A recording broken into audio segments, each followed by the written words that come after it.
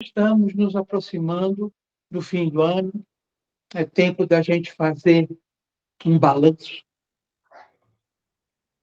do que foi que fizemos, que deixamos de fazer, o que nos impediu de fazer, o que gostaríamos de fazer. Fazer uma revisão anual, né?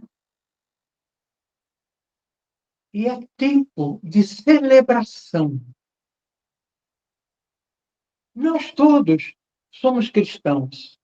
Por quê? Porque somos todos devotos do Cristo cósmico. Esse Cristo cósmico que se manifesta em forma humana em diferentes lugares do planeta, trazendo sempre a mesma mensagem, ainda que em diferentes culturas que ele se manifeste. No fim do ano, para nós, ocidentais, é celebrada a festa do Natal. Vamos falar primeiro por que 25 de dezembro. É muito interessante porque a religião cristã é uma religião histórica. E é um contrassenso, porque, na verdade, historicamente, a gente tem muito pouco o que saber sobre o Cristo. Comprovação praticamente nenhuma. Até que houve um grupo de teólogos, um movimento, que acreditava que ele tinha sido uma criação coletiva, que ele não teria realmente existido. Bom, essa teoria foi logo desdita, não ganhou credibilidade. Mas é verdade que, ainda que a historicidade seja importante devido aos relatos do Novo Testamento, não existe comprovações da história do Cristo. Então, por que a igreja resolveu, e antes dela, nós vamos ver também, admitir e decretar que teria sido no dia 25 de dezembro que o menino Yoshua ibn Yusuf, ou seja, Yoshua, o filho de José, teria nascido. Para falar disso, a gente tem que se remeter a uma religião muito antiga, um culto muito antigo. Um culto que nasceu na Índia, uma religião indo-ariana, entre o século I e II antes de Cristo. Esse culto se chamou mitraísmo.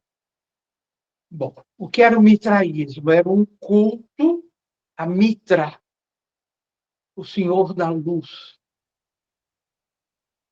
um Deus solar que trazia conhecimento, iluminava as ideias, os caminhos, e era também um Deus guerreiro.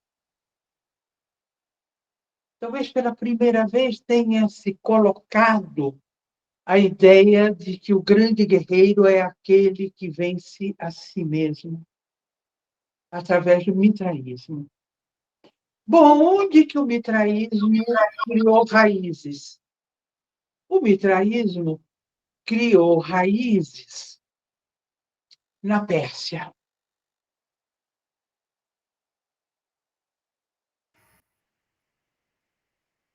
Tendo uma religião solar e, ao mesmo tempo, uma religião que as hostes militares abraçaram,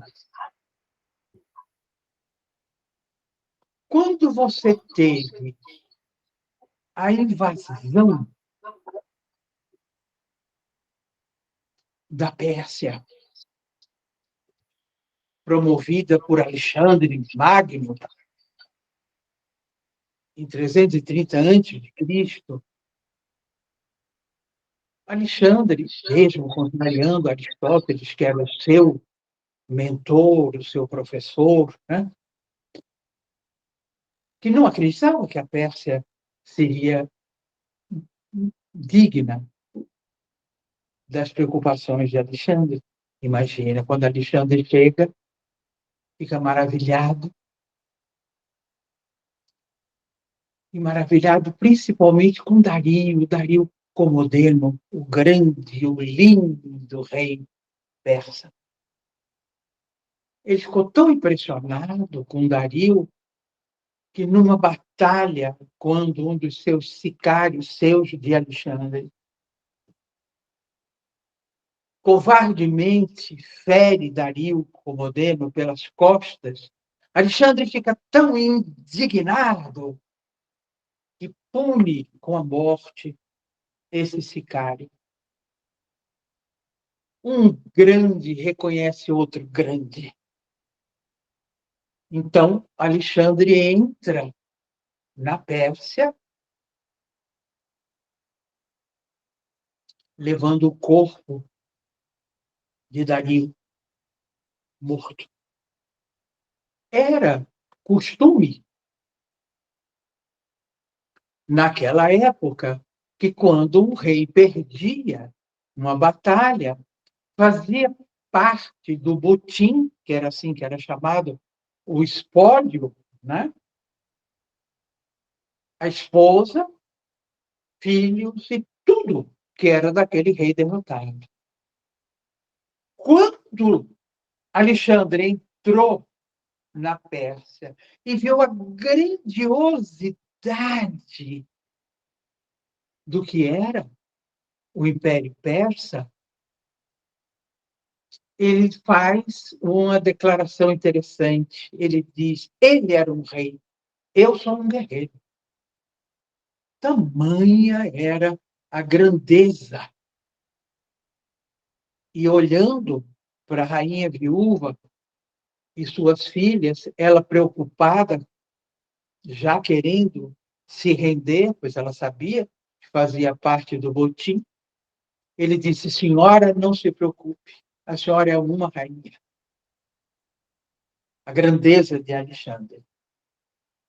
Pois bem, o mitraísmo era a religião desse povo.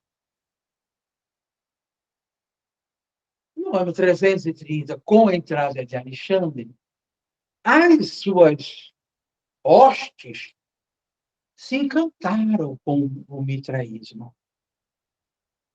E com a expansão do mitraísmo, aconteceu também o eco desse encantamento das hostes de Alexandre entre o Império Romano, as hostes romanas. Ora, para vocês terem uma ideia da expansão do mitraísmo, o mitraísmo entrou na Europa através das hostes romanas, basicamente na Itália, na Inglaterra, no leste europeu, e foi se expandindo até o norte da África. Até hoje você encontra na Itália uma quantidade muito grande de mitreus, assim eram chamados os lugares de culto do mitraísmo, principalmente em Ostia, até em Os 12. Na Inglaterra também tem uma quantidade, tem da Armênia uma quantidade também.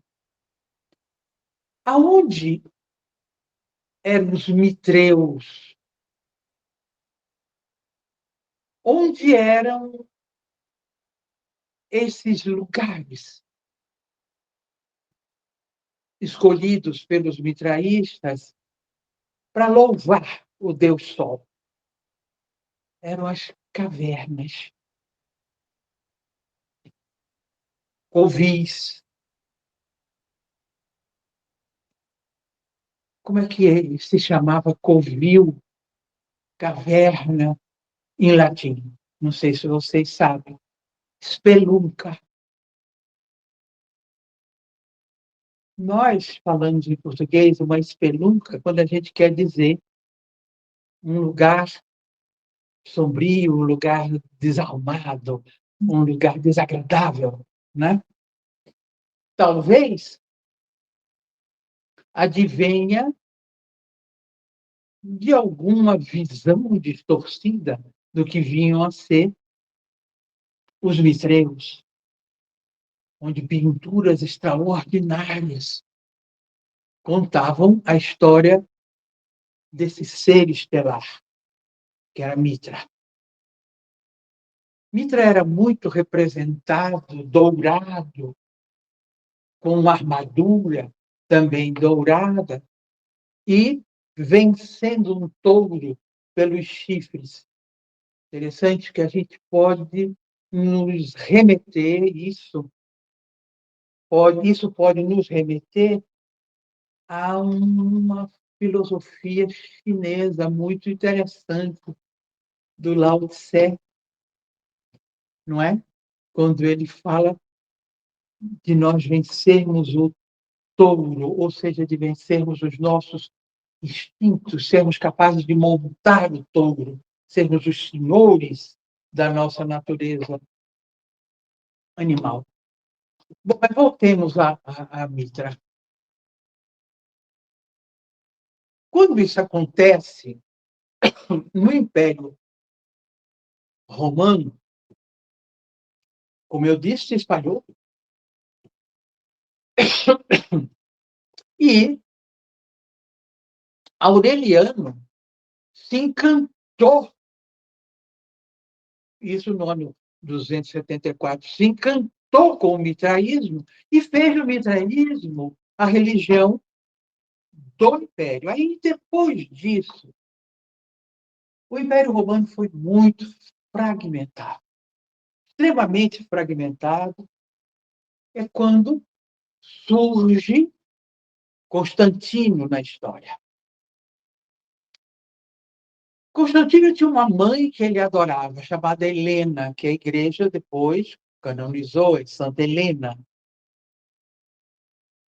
E Helena, ela tinha tido um chamamento na direção do Cristo. E ela teve uma influência muito grande sobre o filho. Ela falava muito sobre a experiência dela com o Cristo Jesus. E um dia, numa dessas batalhas, defendendo e procurando, de alguma maneira, ver se unificava outra vez o Império, Constantino tem uma visão, uma luz muito poderosa, onde ele se detém e reconhece a forma de uma cruz.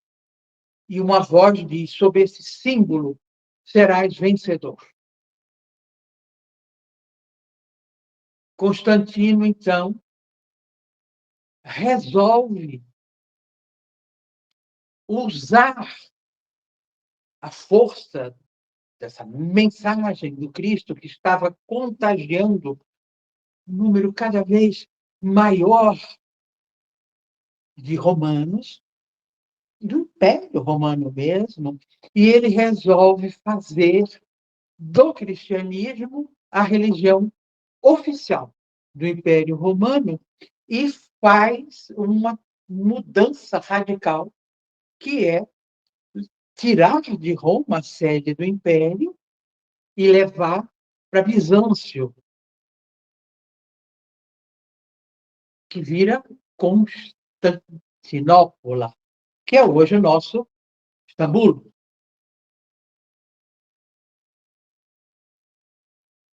O que acontece com isso tudo? O Mitra era comemorado no dia 25 de dezembro. Por quê? Porque no hemisfério norte era o sol voltando, rompendo as trevas do inverno. Então, para o mitraísmo, Mitra era o sol Oriens, o sol que vinha, a luz que vinha do Oriente. E era também o sol Invictus, o invencível. Aí, Constantino e a igreja, logo após Constantino faz a convocação do Concílio de Nicéia e, de acordo com o Papa, eles resolvem instituir o dia 25 de dezembro como o dia do nascimento de Jesus. Para algumas seitas iniciáticas, algumas escolas de mistérios, como no caso a Fraternidade Branca Universal, assim denominada por Helena Blavatsky, é dia 8 de setembro, o nascimento de Jesus. Nessa época, ninguém sabe ainda realmente se é. Nessa época, no dia 25, além de se celebrar Sol Invictus, de Mitra, o nascimento, a volta da luz no período de treva, além disso, ainda você tinha as Saturninas acontecendo, que era uma festa pagã. Na verdade, se ele nasceu dia 8 ou dia 25, a gente não está dando tanta importância para isso, porque culturalmente o Ocidente celebra o dia 25 como o dia que ele nasceu. E criou-se uma egrégora poderosíssima. Então, é um tempo de celebração de uma encarnação divina, de um avatar. É um tempo onde as pessoas procuram, nessa revisão interna que eu disse anteriormente, fazer um balanço de seus erros e acertos. É interessante porque me ocorre agora um costume hebreu muito antigo, da época em que Jeová, ou Yahvé, como queiram, falava com o povo hebreu, como ele pedia para Josué, por exemplo, quando disse para que ele derrotaria as muralhas de Jericó com as trombetas, ele dizia que nas vésperas de uma grande celebração, de um grande evento, nós deveríamos nos purificar. Como é que era essa purificação? Interessante que era para os hebreus um momento em que você fazia confissões aos seus familiares, pedindo perdão pelos seus erros, não se culpando, se achando alguém abjeto, não, mas uma demonstração de amor. Me perdoe porque eu podia ter feito diferente, eu errei, eu sabia que estava lhe ferindo, por exemplo. E você ouvia, vamos supor, dos seus pais, do seu marido, e vice-versa, dos seus filhos, e vice-versa, esse tipo de confissão, junto com a proposição de não repetir os mesmos erros. Isso é tão interessante, vocês não acham, não? Essa purificação também era feita bebendo água, bebendo muita água, andando descalço. uma conexão com a vida e com o solo que nos sustenta, não separando a vida terrena da vida celestial. Portanto, nós poderíamos estar aqui celebrando perfeitamente o aniversário de Mitra. Foi por causa de Constantino que nós hoje celebramos, no dia 25, o aniversário de Yoshua ibn Yosef, o filho de Miriam, Maria.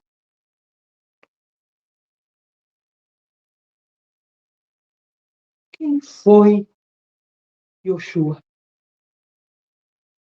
Como eu disse, ele não trouxe religião nenhuma, ainda que seja uma religião onde a historicidade é importante. Mas ele, como todo avatar, nunca trouxe religião nenhuma. Trazem uma revolução, uma proposta de uma revolução interior, para que essa revolução interior se traduza numa revolução, numa transformação na civilização. Então, vamos fazer um retrospecto. Esse menino, Yoshua ibn Yosef, ele nasceu em Belém, se bem que ainda existem dúvidas se seria ou não. A história bíblica narra que, na época, houve a fuga para o Egito, porque Herodes Antipas estaria mandando matar todos os bebês homens hebreus. Também não se tem nenhuma comprovação histórica de que isso aconteceu. Não existe.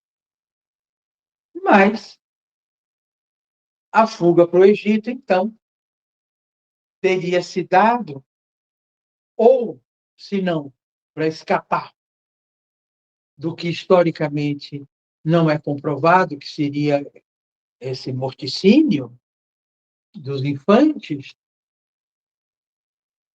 seria por uma razão qualquer. Por quê? Porque no Cairo você tem a Igreja da Anunciação, que seria o lugar aonde ela teria descansado junto com o marido, e que na Igreja da Natividade teria nascido Jesus. Como eu disse, nada tem comprovação histórica. Mas vamos imaginar como seria esse menino extraordinário, que no seu bar mitzvah dá aula na sinagoga. E que esse menino cresce aprendendo o ofício com o pai. O pai não era um simples carpinteiro, não. Era um construtor. E ele vai aprendendo esse ofício. Agora, na sociedade que esse menino, agora homem, vivia, você estava sob o domínio do Império Romano. Toda a Palestina, todo Israel. Era uma confusão tão grande que era um castigo para um nobre romano ser o governador dessa região. Também era confusão. A Palestina, onde o Cristo foi criado, já que ele foi criado em Nazaré, né? Era um celeiro de místicos, delirantes, profetas, isso dificultou muito que os hebreus aceitassem e acreditassem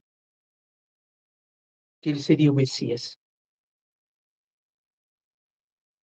Até porque a ideia de Messias era um guerreiro a cavalo. E ele era tudo menos isso. A sociedade vivia sob o domínio de Roma, mas com a conivência dos sacerdotes do templo. Tinham suas vantagens,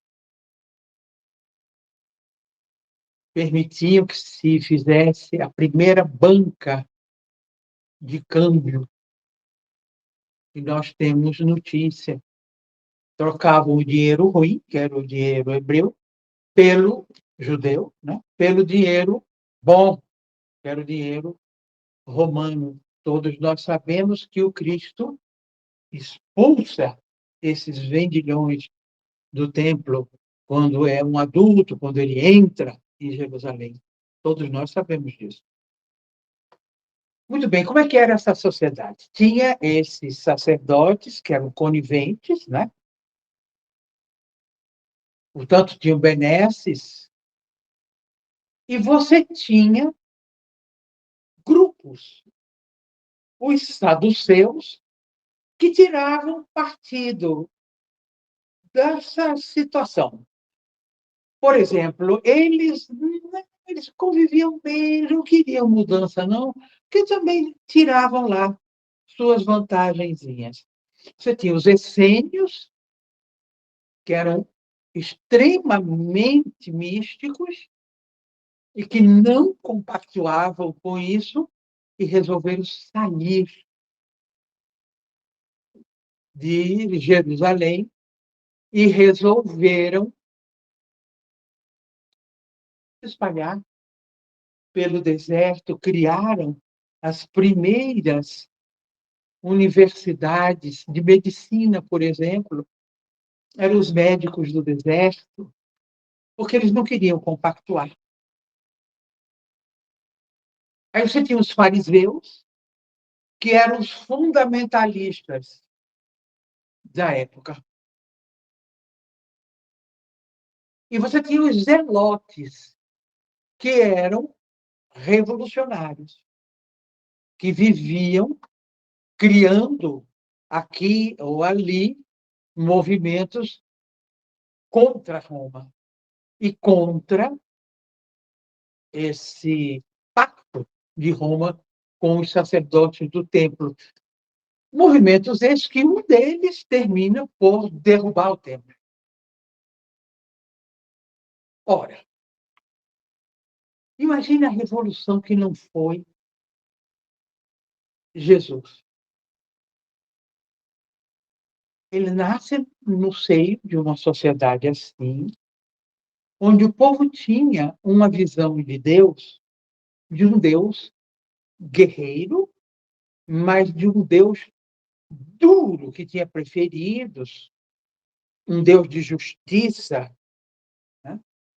Um Deus implacável. E ele traz um Deus de amor. Olha a revolução, um Deus de compaixão, um Deus de perdão. Atire a primeira pedra quem nunca pecou. E, na verdade, ele deve ter dito quem nunca errou. Todos nós sabemos, né? Quando ele segura o braço do homem que ia jogar uma pedra numa adúltera. Que revolução Jesus propunha. Ele era um perigo para aquele establishment, para aquele modelo de sociedade. Tanto é que, na verdade, Pilatos, quando lava as mãos para condená-lo, O que ele está dizendo? Olha aqui, eu não tenho nada com isso, não. Vocês é quem estão condenando ele, ou seja, a sociedade é quem está condenando ele. Eu não me meto nesse vespeiro. Portanto, a grande revolução que o Cristo Jesus traz é a revolução da consciência. Isso é um perigo para uma sociedade desonesta, desumana, de privilégios. O que ele queria era uma transformação nas estruturas de sustentação da consciência daquele povo onde ele nasceu. Veja, ele modificou o mundo de uma maneira tamanha que a gente divide antes e depois dele.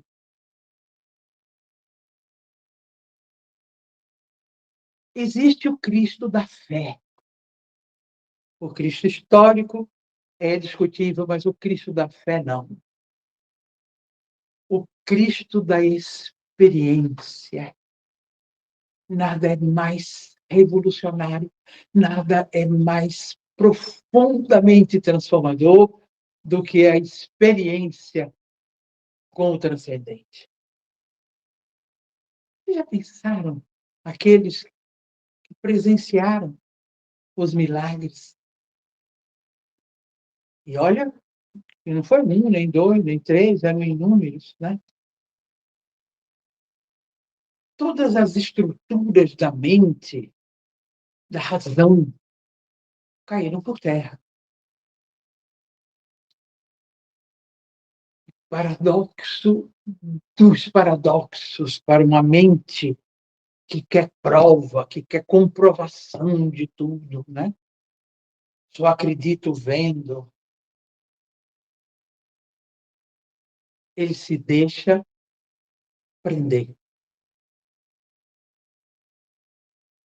E pede para Judas Iscariotes, que era um zelote e que era o tesoureiro dele e do seu grupo, e que tinha lutado tremendamente para não aceitá-lo como mestre, e que se rende a ele, pede a ele: eu vou te pedir um sacrifício ainda maior que o meu.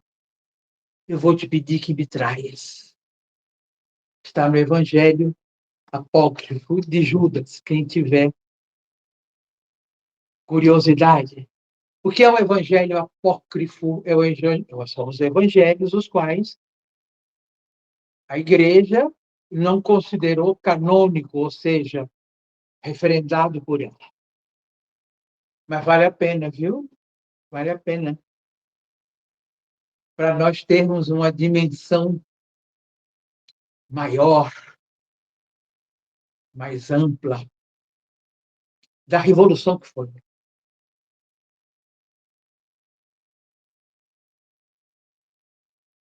O Cristo Jesus, além de ter mudado o mundo para antes e depois dele, acreditou no inacreditável. Lutou até o fim de sua vida humana, perseverou em nome do amor pela humanidade. Ele acreditou de tal forma que nós éramos viáveis, que nós éramos possíveis e capazes de maravilhas quando descobríssemos que somos divinos, que ele entregou sua vida como legado. Não de uma maneira mórbida, mas para que nós tivéssemos consciência de sua ressurreição como uma ressurreição em outro nível de consciência, na existência de várias realidades, de vários mundos, a casa de meu pai, tem muitas moradas. É Natal. Não importa se é uma data emprestada do mitraísmo, mas é uma data, como, aliás, todos os dias são dias de louvar o Cristo. Mas é uma data de confraternização, confrates, com irmandade.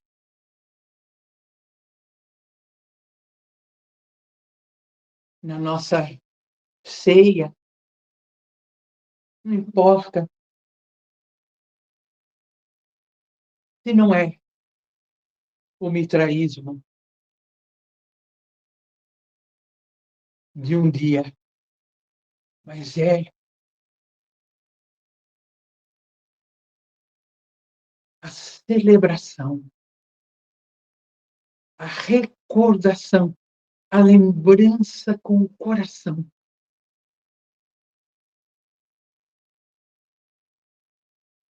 de um avatar que veio para nos lembrar que nada é mais atraente, nada é mais forte, nada é mais transformador do que o amor. Que em todas as mesas possa ter um pão para ser dividido. Que nasça dentro de nós a presença crística e que possamos oferecer no altar do nosso coração o nosso ego,